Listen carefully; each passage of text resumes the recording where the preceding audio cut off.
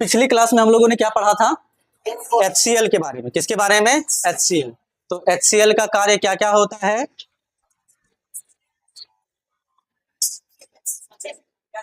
हाँ, निष्क्रिय पेप्सिनोजेन को पेप्सिन में बदलना और भोजन के साथ आने वाले बैक्टीरिया को नष्ट करना। ठीक है, तो ये मुख्य क्या होता है? दो कार्य होता है।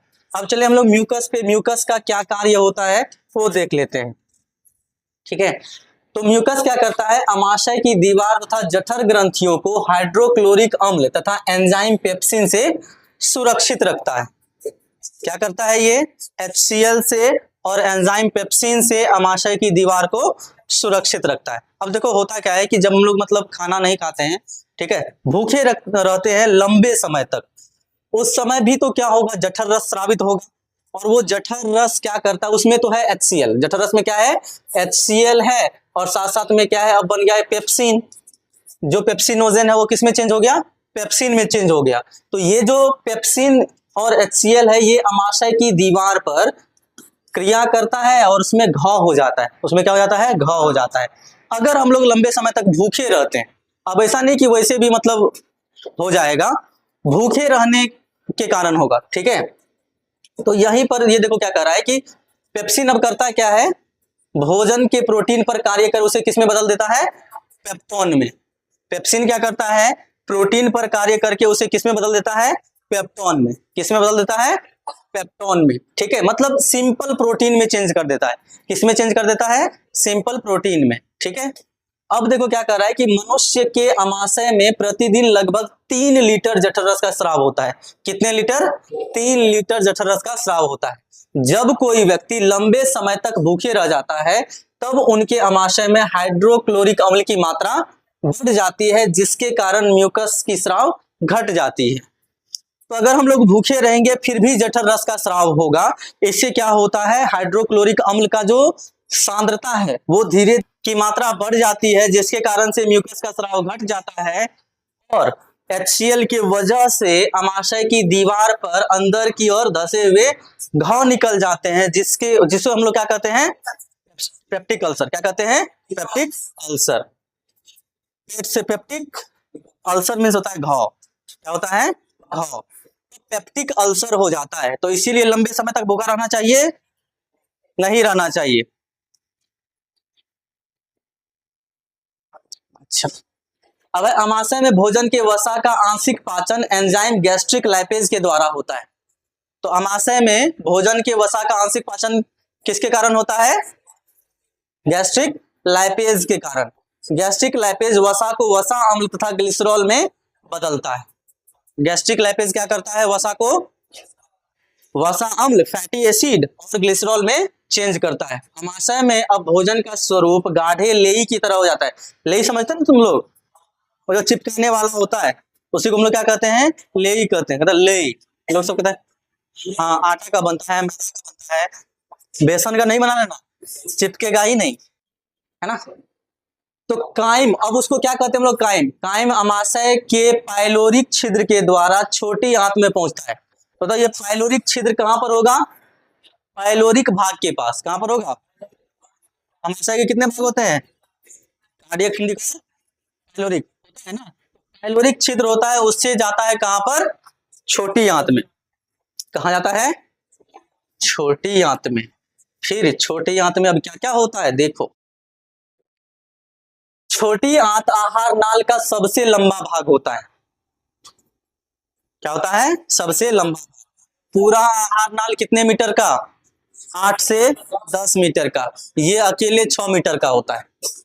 कितना मीटर का होता है? 6 मीटर का होता है अकेले। ठीक है, छोटी आंत में पाचन की क्रिया पूर्ण होती है। हाँ, क्या हुआ? ठीक है, मनुष्य में इनकी लंबाई कितनी होती है? 6 मीटर और चौड़ाई 2.5 सेंटीमीटर। अब चौड़ाई इतनी है, इसी की वजह से इसको क्या कहा जाता है? छोटी आंत। क्या कहा जाता है? छोटी आंत। बड़ी आंत की चौड़ाई ज्यादा होती है, लंबाई कम होती है लेकिन चौड़ाई ज्यादा होती है। छोटी आंत में 3 भाग होते हैं, ग्रहणी, जेजुनम तथा इलियम। ये पहले भी हम लोग डिस्कस कर चुके हैं। ठीक है, तो कितने भाग होते हैं छोटी आंत में? 3 भाग होते हैं। कौन कौन सा? ग्रहनी, जेजुनम और इलियम। जो मेन भाग है इसका वो होता है जेजुनम। कौन सा होता है? जेजुनम। ठीक है, अब देखो यहाँ पर क्या कर रहा है कि ग्रहनी छोटी आंत का पहला भाग है। ग्रहनी क्या है? छोटी आंत का पहला भाग है, जो अमाशय के पाइलोरिक भाग के ठीक बाद शुरू होता है। क्या होता है? पाइलोरिक भाग, सॉरी, हाँ ठीक है, पाइलोरिक भाग के ठीक बाद क्या होता है? शुरू होता है। अब देखो यहीं पर जो छोटी आंत का ग्रहनी होता है ना, ग्रहनी, इसमें आकर के 2 नली जुड़ती है। कितनी नली जुड़ती है? 2 नली जुड़ती है। अब देखो कौन कौन सा? तो ग्रहनी में लगभग बीचों बीच एक छिद्र के द्वारा एक नलिका खुलती है। यह नलिका 2 भिन्न भिन्न नलिकाओं के आपस में जुड़ने से बनी होती है। एक होता है अग्न्याशयी वाहिनी और एक होता है मूलपित्त वाहिनी। एक क्या होता है? मूलपित्त वाहिनी, और दूसरा अग्न्याशयी वाहिनी। तो सिंपल, यहाँ पर जो भोजन का पूरी तरीके से पाचन होगा तो उस भोजन में जो काइम है, क्या है? काइम है, उसमें तो HCl भी मिला हुआ है। क्या मिला हुआ है? HCl।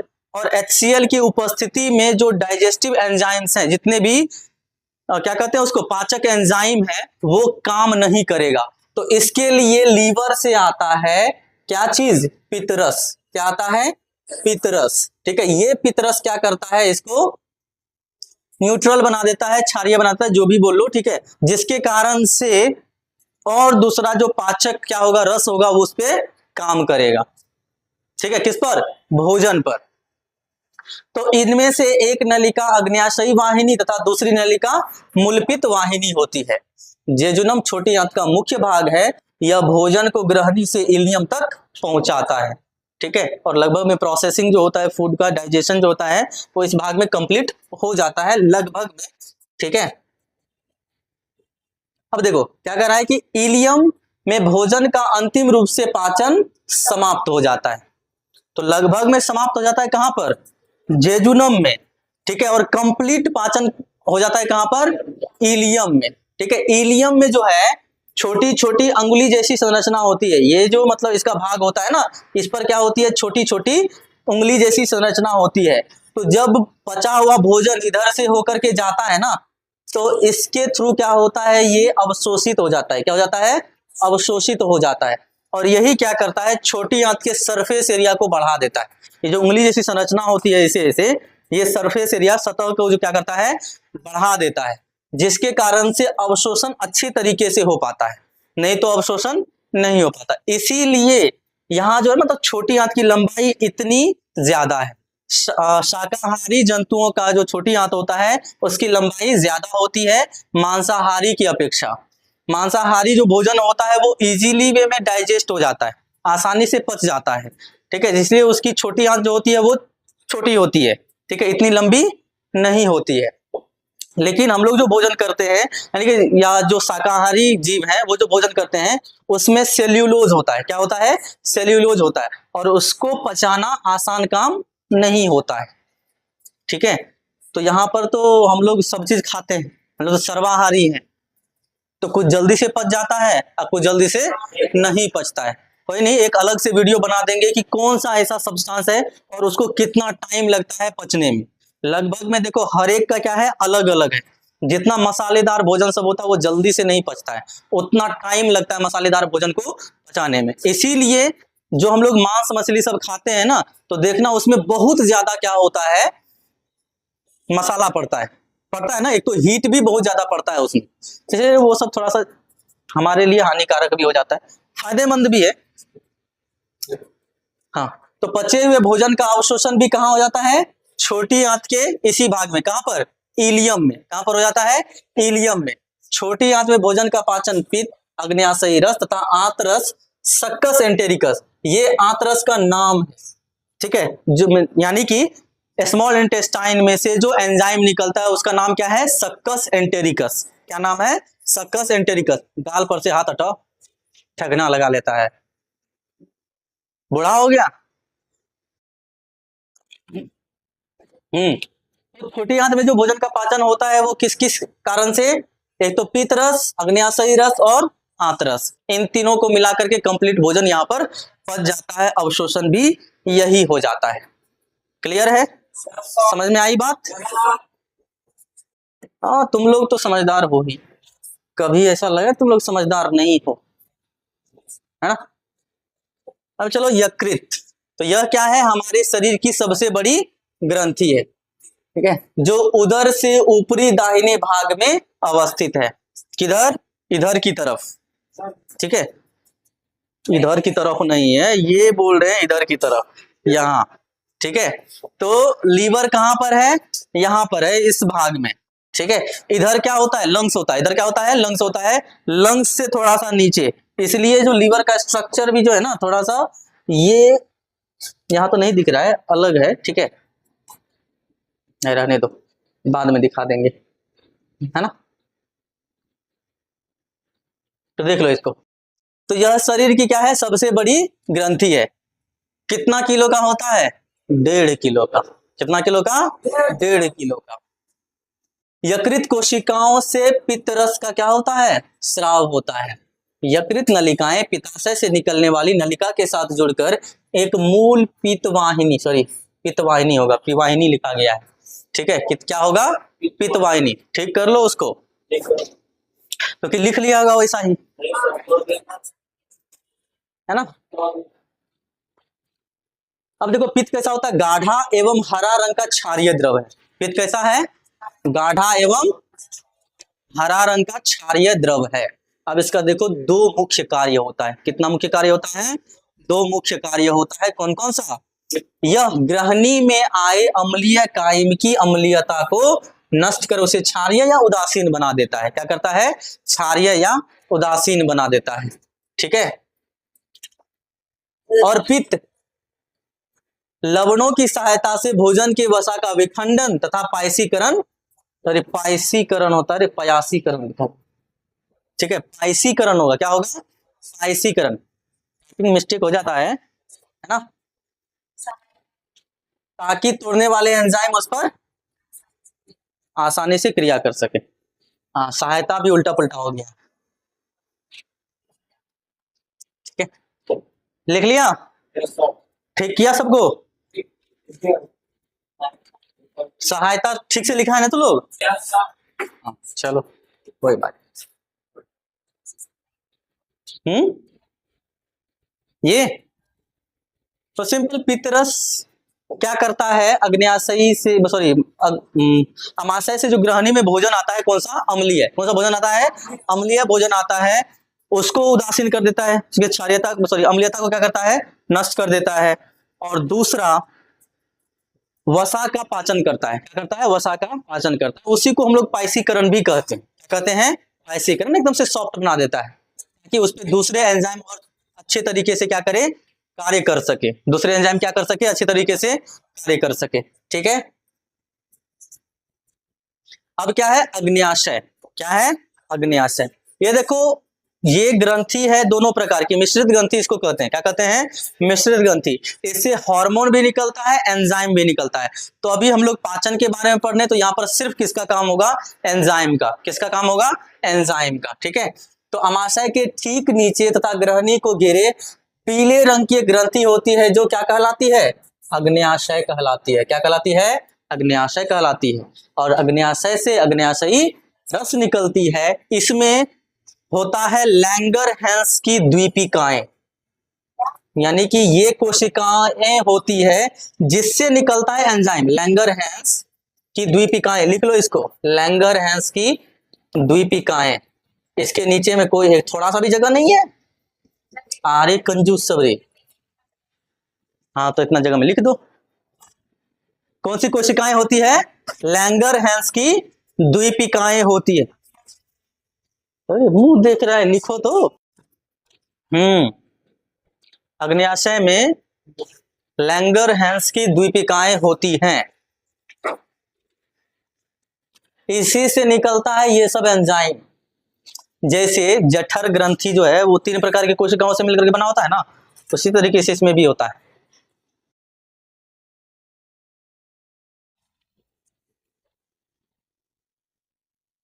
बिट्टू कुमार, अच्छे से पढ़ो, ऐसा नहीं तू 9th में है तो 10th क्लास में बैठ करके पढ़ रहा है तो जो मन सो। और अनुरंजन कुमार, तुम एक बार पढ़ लिया है, फिर भी जो तुम्हारा कॉपी है वो सबसे अच्छा है, ये बात समझ लो। क्यों नहीं लिखा था? याद नहीं था। तो अब कब याद करेगा? अब याद करता है। शर्मो नहीं लगता है कि एक बार पढ़ चुका है, अब फिर भी ऐसा लिखता है। लिख लिया इसको। तो अग्न्याशयी रस में क्या क्या होता है? ट्रिप्सिन, नाम से पता होगा प्रोटीन को पचाएगा। ट्रिप्सिन प्रोटीन, ट्रिप्सिन क्या करेगा? प्रोटीन को पचाएगा, ठीक है। उसके बाद क्या है? एमाइलेज, क्या है? एमाइलेज, ठीक है। लाइपेज, न्यूक्लिएज, ये सब नामक एंजाइम किसमें पाए जाते हैं?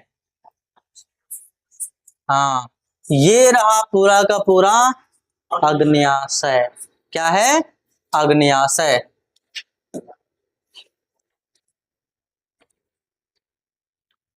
अब है आंत ग्रंथियां। क्या है? आंत ग्रंथियां। तो छोटी आंत की दीवार में कई ग्रंथियां होती है, इनका स्राव आंतरस या सक्कस एंटेरिकस कहलाता है। क्या कहलाता है? सक्कस एंटेरिकस कहलाता है। आंतरस में peptidase, lipase, invertase, maltase, lactase, nucleus नामक एंजाइम पाए जाते हैं, और सबका ये अलग अलग क्या है? फंक्शन है, कौन क्या करता है, ठीक है। तो पेप्टाइडेज प्लस पेप्टोन बन जाता है एमिनो अम्ल। लाइपेज और बची हुई इमल्सीकृत वसा, यानी कि वो जो पाइसीकरण होता है ना, वो वसा अम्ल और ग्लिसरॉल बन जाता है। Invertase plus sucrose, glucose plus fructose, दोनों भाई भाई है, दोनों का स्वाद लगभग एक ही जैसा होता है। थोड़ा मतलब केमिकल फॉर्मूला एक ही होता है, स्वाद में थोड़ा सा अलग अलग होता है, ठीक है। स्वाद थोड़ा सा क्या होता है? अलग अलग होता है। एक ज्यादा मीठा होता है, एक कम मीठा होता है। माल्टेज, माल्टोज, वाह, नाम क्या है? ग्लूकोज, ग्लूकोज, ग्लूकोज, ठीक है। Lactase, lactose, glucose plus galactose, nucleus plus nucleic acid, nucleotides. तो ये सारा का सारा क्या होता है? एंजाइम होता है। इस एंजाइम की मदद से भोजन का चलता है कुटाई पिसाई, ठीक है। और तब जाकर के भोजन पूरी तरीके से क्या हो जाता है? पच जाता है, ठीक है। तो भोजन का पाचन पूर्ण कहाँ होता है? छोटी आंत में। छोटी आंत के किस भाग में? इलियम। लगभग पाचन होता है, हम ये बोले लगभग, पूर्ण पाचन होता है इलियम में। कहां पर होता है? इलियम में। भोजन का अवशोषण इलियम में, किसके द्वारा? विलाई के द्वारा। किसके द्वारा? विलाई के द्वारा, इलियम के विलाई के द्वारा। क्लियर है? आ गया समझ में? अब है छोटी आंत में काइम और भी तरल हो जाता है। छोटी आंत में क्या हो जाता है? काइम और भी तरल, एकदम से पूरा कुटाई पिसाई चल जाता है ना। अब यह क्या कहलाता है? चाइल। काइम क्या कहलाता है? चाइल, ठीक है। चाइल के पचे हुए भोजन का अवशोषण इलियम के विलाई के द्वारा होता है। किसके द्वारा होता है? इलियम के विलाई के, विलाई के द्वारा नहीं, विलाई के द्वारा, ठीक है। हाँ, अवशोषण के उपरांत सरल भोजन विलाई में स्थित रुधिर कोशिकाओं के रुधिर में मिल जाते हैं। रुधिर समझता है? रक्त, खून, ब्लड, ठीक है, उसको कहते हैं। तो ये जो देख रहे हैं ना, थोड़ा सा ढांचा इधर ऐसे ऐसे है ना, उसी को हम लोग क्या कहते हैं? विलाई कहते हैं। क्या कहते हैं? विलाई।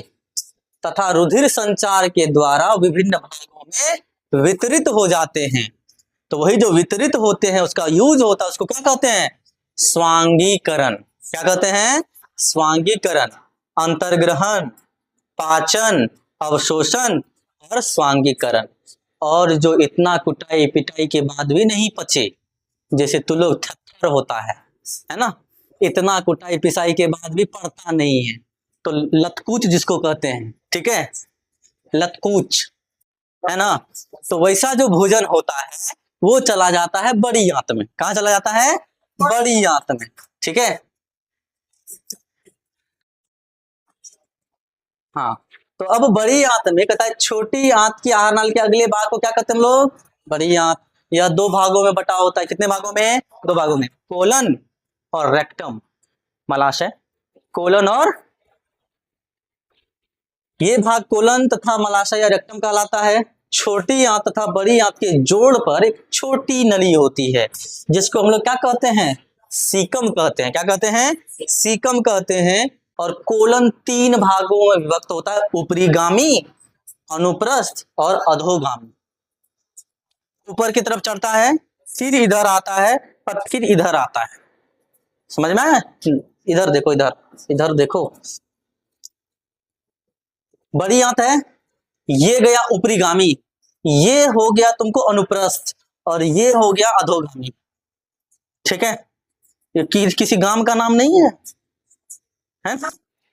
हाँ, ये समझना किसी गांव का नाम है। ठीक है, ऊपरीगामी, अनुप्रस्थगामी और ये अधोगामी। ठीक है, तो 3 भाग हो गया किसका? बड़ी आंत का। किसका हो गया? बड़ी आंत का। समझ में आ रहा है? आ रहा है समझ में आज?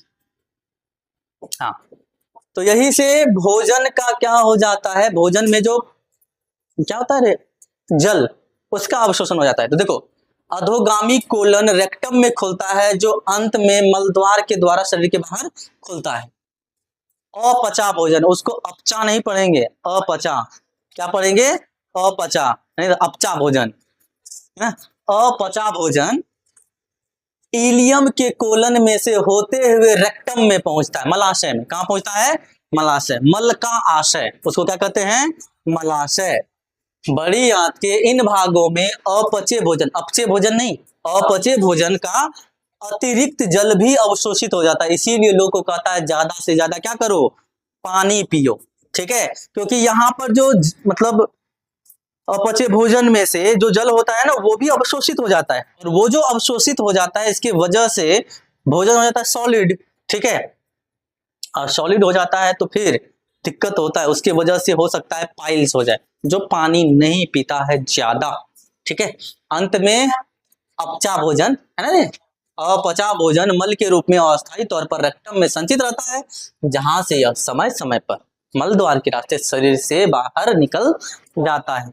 बहिष्करण, है ना, कहते हैं ना, जो समाज के लायक नहीं उसका बहिष्कार कर दो, है ना, तो वही है, ये हमारे शरीर के लायक नहीं है तो इसका हो जाता है बहिष्करण, यानी इसका शरीर क्या करता है? बहिष्कार कर देता है ना। आया समझ में? क्लियर है? चलो, तो अच्छी बात है। अगला वीडियो, नेक्स्ट टॉपिक हमारा क्या होने वाला है? श्वसन, बायोलॉजी का। कौन सा होने वाला है? श्वसन। पहला चैप्टर क्लियर, फिनिश हो गया।